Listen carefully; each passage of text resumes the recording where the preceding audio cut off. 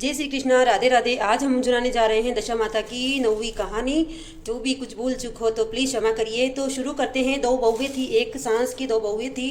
तो दोनों बहुओं में एक छोटी वाली बहू को सास बहुत प्यार करती थी और बड़ी वाली बहू को बिल्कुल भी पसंद नहीं करती थी। इस प्रकार दोनों बहुओं को सास जो कि एक बहू को देती थी जाड़ी जाड़ी छाछ के इसको बेच के आना, और दूसरी को देती थी पतली वाली छाछ तो इसको बेच के आना। ऐसे करके दोनों बहुओं को छाछ देती थी बेचने के लिए। तो छोटी बहू को बहुत अच्छा लगती और बड़ी बहू को बिल्कुल भी पसंद नहीं करती। उसकी वजह से पतली पतली छाछ देती तो वह पूरे गांव में दोनों बहुएं घूम जाती। छोटी बहू की सारी छाछ बिक जाती और बड़ी बहू की छाछ कोई भी नहीं लेता। वह बहुत परेशान होके पीपल का पेड़ था वहां जाके बैठ जाती थी। बैठते बैठते वह छाछ पीपल के वहां चढ़ा के आ जाती थी, पतवारी माता को चढ़ा के आ जाती थी। ऐसे करते करते बहुत टाइम हो गया। फिर पैसे लेने का टाइम आया तो सांस बोली कि तू पैसे लेके आ, कितने लाई। और उसको अब वो बोलती है कि कल सांस मेरे से पैसे मांगेगी और मेरी तो कभी छाछ बिकी ही नहीं। मैं तो रोज पतवारी माता को पीपल के पेड़ के नीचे छाछ चढ़ा के चली जाती थी। ऐसे करके वह बहुत परेशान होती है। उसी पीपल के पेड़ के नीचे जाके बैठ जाती है और बोलती है कि हे पीपल माता, अब मैं मेरी सांस को क्या जवाब दूंगी, मेरे पास तो कोई भी पैसे नहीं आए छाछ के। ऐसे करके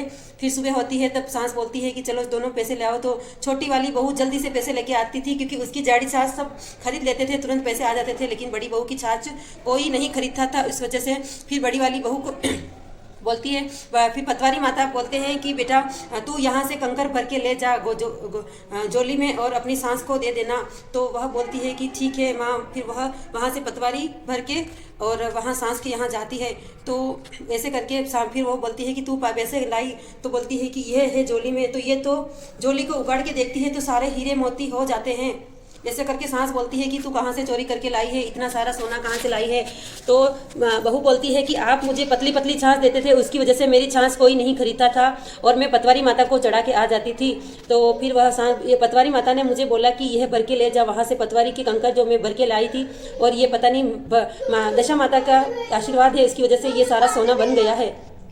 सास को मन में विचार आता है कि छोटी बहू को भी मैं ऐसे ही करूंगी तो बहुत ज़्यादा सोना हो जाएगा। तो बड़ी बहू बहुत सारा सोना लेके अपने घर में जाती है। तो बड़ी सांस बोलती है कि अब तेरे को भी कल से मैं पतली छाछ दूंगी और तू भी ऐसे ही करना। तो उसे सांस के बताए हुए वह भी करने लगी। छोटी बहू पतली छाछ लेके जाने लगी। तो गाँव में कोई नहीं खरीदता था छाछ, उसकी वजह से वो पतवारी माता को चढ़ा के आ जाती थी। कुछ टाइम हो गया, सांस ने बोला फिर मैं वैसे ही करूंगी, तुमसे पैसे मांगूंगी और तुम वहाँ से। फिर वहाँ पतवारी माता को जाके बोलती है कि मेरी सांस मुझसे पैसे मांगेगी और मेरे पास पैसे नहीं है और मैं क्या करूंगी। पतवारी माता बोलते हैं कि यहाँ से कंकर उठा के लेके आ जा। तो वो ऐसा करती है कि जितनी भी पतवारी है सारे कंकर अपनी झोली में उठा लेती है। माता जी को भी एक भी पतवारी नहीं छूटती है, सारे के सारे माता जी को घड़े करके लेके चली जाती है। इस कारण सांस बोलती है कि बता पैसे कहाँ हैं। तो वह ऐसे कंकर को डालती है तो वह कंकर सांप बिच्छू में बदल जाते हैं और पूरे घर में घूमने लगते हैं। और सांस और बहू बहुत डर जाती है कि ये क्या हो गया।